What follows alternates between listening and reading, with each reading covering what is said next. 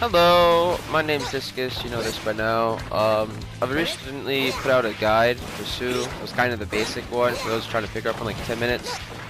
This is going to be the more advanced stuff that if you're like really dedicated to it, you can learn about it, and some more stuff that most people I don't think know about, because I didn't know about it and couldn't put anything on it. So just a few little tips and tricks guides to help you out. So the first one is your JTA, which is that move. You'll find that the second hit of it sends up more. So that one went slow, and then the second hit of it will go higher, and then a little bit faster. The main purpose of why this matters is if you find yourself, they rush you, and you JTA to hit them. If you hit them with the second one, your TQ2 might not connect, which is, you might miss like that because it'll send higher, even if you time it right. So be wary of that. If that happens though, and you find the second hit hits them before the first hit, all you gotta do is just, in that mind, dash, because you can do it, but I couldn't do it, wouldn't let me. Just dash cancel, get them there, and restart the combo with that. You won't be able to get the jump extension, but the combo will still be extended, and it's better than just having it misfire and break when you have done like 400 damage. That's not enough. A big part of Sue that sucks is her corner stuff. So anytime they're in the corner, they have a tendency to drop, and that's sucktacular. If walls don't do it already, the corners will. Oh, I got lucky. But let's see if I can put him there.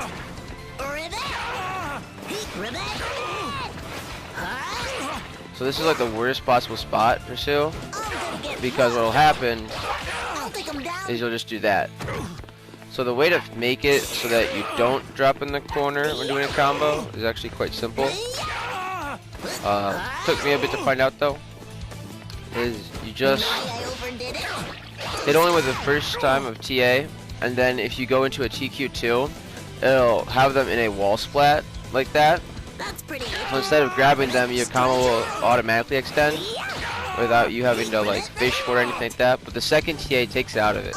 So the moment you see the first one come out, TQ2, and then they're in a wall, and you're set to go. So that's pretty cool. If you're on a barrier map with nothing in the corner, you just got a DC off of it, the same as before. But if you're not, you can extend that way. So if you're in a barrier and no walls, let me go switch maps for that. I'm so not used to hitting on the first one, so I don't use jump extension. No excuses. There we go. You can extend off of it if there's a barrier there to help you out. You get some extra damage as opposed to, because let's see, what would you do otherwise? You'd be doing probably like this. That was nice. Okay, so maybe it's just bad. Never mind. But if there's a barrier there and you're looking to extend it, you can just do it that way. So this is another JTA tech, which is that move. And it's just, there's a lot of times you'll have it where your JTA can splat, or it will remove your splat for you. So a way to make it splat and not have it removed, because you'll have it. Yeah, close enough. No, it's not. You'll have it where your JTA, the first hit will splat, and the second hit, when you hit him with knock it out, splatted, and he's knocked out. It's like, oh, I wasted my splat. So you can get around this. I'm gonna fuck it up. Get around this. Q2. Your second hit won't come out, but if you Q charge the first one, you'll still get the splat and everything with that, so it'll work out pretty well.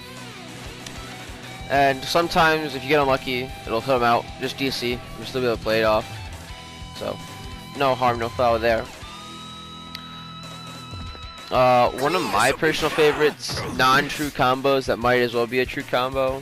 If they're on the ground, and you come in with a TA and a TQ1, they're still on the ground, you can UB right after. Everyone's initial idea is to block or fish for a discard. So if you just UB right after, they're going to get hit. They can jab, some characters are sidestep with others to get out of it, but the amount of times people just don't do that, Doesn't happen. If they're in the air like that, so say you jab, jab, now they're in the air, and then you do it, it won't connect because you fucked it up. They're in the air, so it's only when they're on the ground. Make sure you see their feet on the ground when you TQ1, and if they're not on the ground, well, I mean, it's pretty simple. You just DC another combo and go from there. Okay, so that's just something you can do. Extending with a jump extension allows you to use your JTA and TQ1 again. I don't know if this is known or not for you guys. So if I were to be like this, and then dash cancel, I can do that. But if I would do a micro dash, I think that's what it's called, where I go like this, okay, I'll fuck it up. Where I go like this, okay, whatever, carry assist, and then do it, it doesn't let me TA there. I'm just forced to do that. So if I instead... You're raring to go. Where's my boy? It's decided. So if I instead do it, where instead of micro dashing, so if I do it instead, where instead of micro dashing, I jump extension, I can do it again. I missed the second jab, don't worry about that. But I can do another TA in the air. It gives me more freedom to do it than the micro dashing would. So you don't burn meter and you get your moves back to combo better.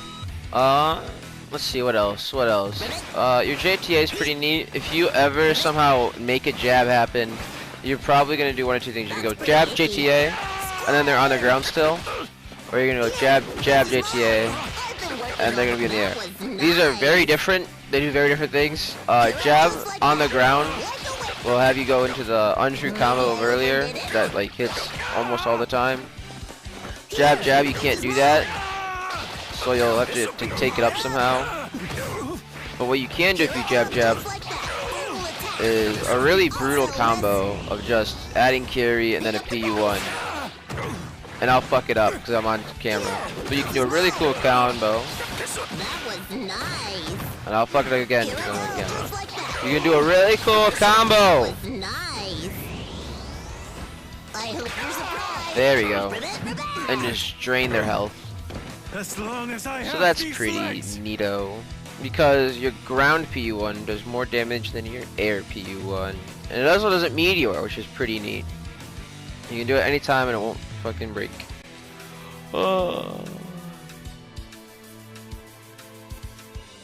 I guess the biggest tip of advice, if you ever seen a projectile spammer, you will be. Don't jab. Jabs, you're committed, you can't get out of it. This is kind of just bait now. You're committed, they'll just throw something to hit you. But you have moves like this where it looks like you're jabbing, just dodge and go. You're saved by your jab looking kinda like your dash, so use that to your advantage. So that'll be fun. So when you're comboing, your JTA and your TQ1 are soft until their last hit, which makes them hard. So this is like, oh no lethal damage. I have made it so I do not do a lot of scaling, which means I can do more damage in the combo. But if I hold it longer, that last hit with a different animation sound effect, that means I hit harder and his scaling just went up like way more than it should have. So you want to actually not get the last hit on them unless you're going for a wall splat with your TQ1, because it'll drop the wall splat because it's soft. But if you go the TQ1, oh well, I'll fuck it up. Splat, and then you go. Same thing happens with your TA. The first hit is less scaling, the second hit's a lot of scaling. So if you want to keep comboing, go all the way, don't hit with the second part of JTA. It doesn't scale too much, or well, it scales a bit, but it won't be much of a damage change for the TA as much as it is for the TQ1. If you want to avoid literally any assists, I mean just any assist, you might take damage from some, but who really gives a fuck about that? They can't kill you. Let's see, jump, psychic attack. Just that. That's all it is. That's all it is. Just TA. You can't do anything. Look, I took some damage. Look, I took some damage. They're useless. You can't do anything to it. As long as I have a JTA option open, that's just it. Where should we start? Nothing they can do. So an issue you could have is you could have, let's say you suck ass, or that's not a good way to say it. Let's say you have no meter It's decided. and the wall's behind you, and you start with UV. How do you get out of this? Well, there's actually a way to get out of it now. I'm sure this has been discovered, but I had to find it myself. I couldn't find it any time, so we loved having to do manual labor ourselves. I'll take 'em down. So you can splat them now when the wall's behind you, and then, as I said in the first video, go into our dirty boy reset, to quote the Kaz. So there's that. Probably one of the coolest things you could do is hide your UB. So you have, along with your normal unblockable, you have this really cool one. And this one you can hide really well with a few things. You can hide it well with your TA, and just go kind of right into it. You can hide it well with your other TA.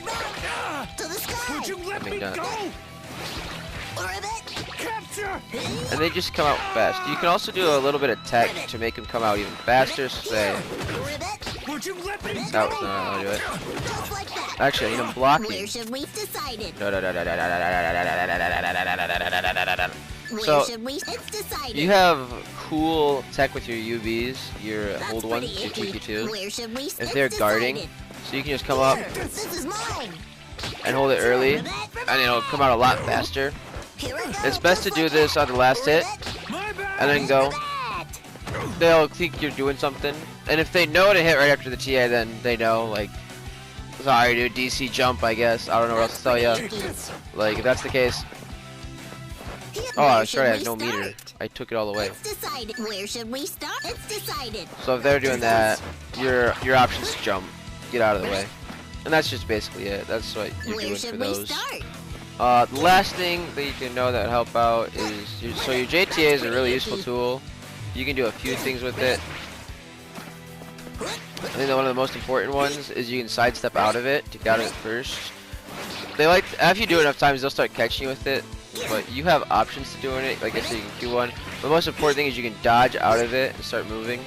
So if the person's attacking you, they're gonna hit you and track you, and you're just gonna dodge out of that attack fully to miss it, and then you can punish them for it. And that's pretty much all the advanced stuff I can think of that most people don't know about or isn't told about in the community. And I hope this helps any of you with your rendezvous with Sue and your goals to try to win with her. Let me know if you have any questions in the comments. That's all I got for you.